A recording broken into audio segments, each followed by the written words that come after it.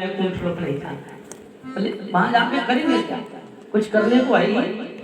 तो परम मोक्ष पद की प्राप्ति को भी भक्त ठुकरा देता है और परम मोक्ष पद की प्राप्ति को ठुकरा करके कहता है कि हर बार पृथ्वी पर जन्म हो, लेकिन जन्म के साथ प्रभु आपकी भक्ति और उपासना को ना भूले, नित्य नित्य भक्ति बढ़ती रहे, यही वरदान हमें प्रदान। ऐसा भी भक्त आपको संसार में मिलेगा। तो महाराज यही कारण है कि जय और विजय प्रथम जन्म में हिरण्याक्ष, द्वितीय जन्म में वही रावण कुंभकर्ण और तीसरे जन्म में वही शिशुपाल दंतवक्र होगा। 3 बार राक्षस योनि को ये लोग प्राप्त करेंगे, तीनों बार ही भगवान अवतार लेंगे और अलग अलग स्वरूपों में अवतार लेकर के इनका वध करेंगे, फिर पुनः जय विजय के रूप में ये वैकुंठ में प्रतिष्ठापन होगा। तो सुखदेव स्वामी ने बताया कि 27 दिवस तक युद्ध इसीलिए हुआ, लेकिन भगवान भगवान है, चाहे भगवान के समान कितनों ही शक्ति क्यों न हो, भगवान तो भगवान ही। आखिरकार इस हिरण्याक्ष को मार करके भगवान ने उनका उद्धार किया। बोले बाला भगवान की जय। और मनुष्य कृपा को आज ब्रह्मा की जहाँ आदेश है, उन्होंने 5 संतानों को उत्पन्न कर लिया है। आकृति देवहूति प्रसूति 3 कन्या विवाह के युग हो गई है और 3 कन्या जहाँ विवाह के योग्य हुई है। भाई अगर कन्या विवाह के योग्य हो जाए तब तो पिता को माता को चिंता हो जाती है कि हमारे कन्या बढ़ने लग गई है, अब विवाह के योग्य हो गई है, अब हमें इनके लिए योग्य वर ढूंढना चाहिए। हर पिता को चिंता हो जाती है। मनु महाराज को भी चिंता हो गई कि कन्या बढ़ गई है, अब विवाह करना है, इनके लिए योग्य वर कहाँ ढूंढे। तीनों कन्या समान स्वरूप आदि को प्राप्त किया हुआ है, बड़े ही सुंदर है, साथ में सुलक्षणा है, संस्कारी है। तो ऐसे संस्कारी और सुलक्षणा जो धर्मपरायण हो, उस बेटी के लिए तो अच्छा संस्कारी वर चाहिए, जो धर्म वेद शास्त्र पुराण के ज्ञाता हो, धर्म को मानने वाला हो, अच्छे प्रतिष्ठित हो।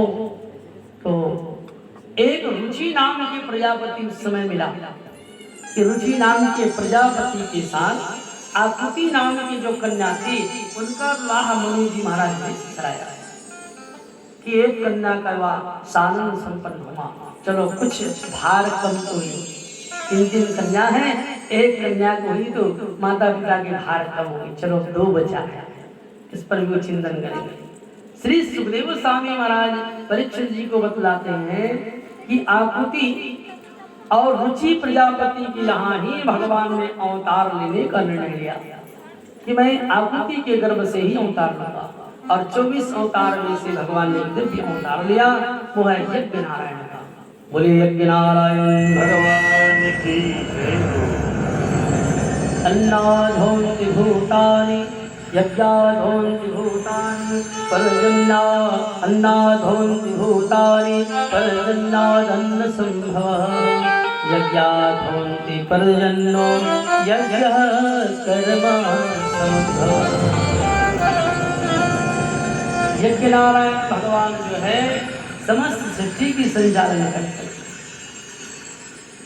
और गीता में भगवान ने कहा कि अन्नात् भवन्ति भूतानि, अन्न से समस्त सृष्टि की संचालन होती है, अर्थात अन्न और यज्ञ में कोई भेद नहीं है। क्यों? क्योंकि उसी अन्न से हम यज्ञ कराते हैं। सांकल डालते उसमें अन्न रहता है कि नहीं, तिल रहता है, जौ रहता है, चावल रहता है, तो उसी अन्न से यज्ञ होती है। और यज्ञ जब होती है तो पर्जन्य नाम के एक मेघ का निर्माण होता है। वैसे मेघ अलग अलग है, मगर पर्जन्य नाम के जो मेघ है वही वर्षा कराने में सहायक है। तो वह पर्जन्य नाम का धुआं जो निकलता है, पर्जन्य नाम का मेघ बनता है, और वही मेघ फिर वर्षा करते हैं, और वर्षा करते हैं तो अन्न होती है, अन्न होती है फिर यज्ञ करते हैं, और यज्ञ करते हैं तो फिर वर्षा होती है। तो ये जो परंपरा है चलते हैं। तो पूजा पाठ जब तक आराधना जितनी आप कर रहे हो, और रोज जो नित्य अपने घर में होम यज्ञ कर रहे हो, गुड़ का, घी का, साकल का, उससे जो है सीधे ही मेघ का निर्माण होता है। कलयुग में यज्ञ जो है पूर्ण रूप से वर्षा में सहायक नहीं होगा, ऐसे शास्त्रों में कहा है। बोले ऐसा क्यों कहा? क्योंकि कलयुग में घृत कम मात्रा में मिलेगी। आपको बतला दें, यज्ञों में जो उपयोग होगा वो गो का घृत का ही किया जाएगा और गो का घृत की मात्रा बहुत कम है। दूसरी बात, गो के घृत में ही वो पावर है कि वो मेघ का निर्माण कर सकते हैं।